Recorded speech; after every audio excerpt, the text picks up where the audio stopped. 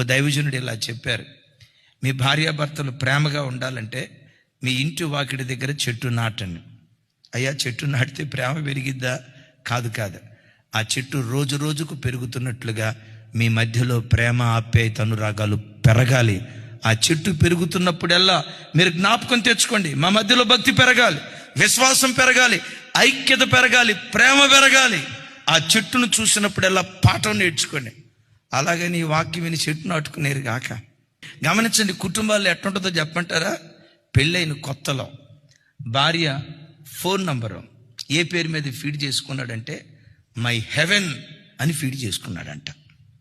సంవత్సరం తర్వాత my life అని ఫీడ్ చేసుకున్నాడంట. ఇంకో సంవత్సరం తర్వాత మై వైఫ్ అని ఫీడ్ చేసుకున్నాడంట. 4వ సంవత్సరం మై నైఫ్ అని ఫీడ్ చేసుకున్నాడంట. చివరికి 10వ సంవత్సరంలో రాసుకున్నాడంట. లాస్ట్కి వచ్చేసరికి 10వ సంవత్సరం ఏం రాసుకున్నాడో తెలుసా? ది హెల్, నరకం అని రాసుకున్నాడట.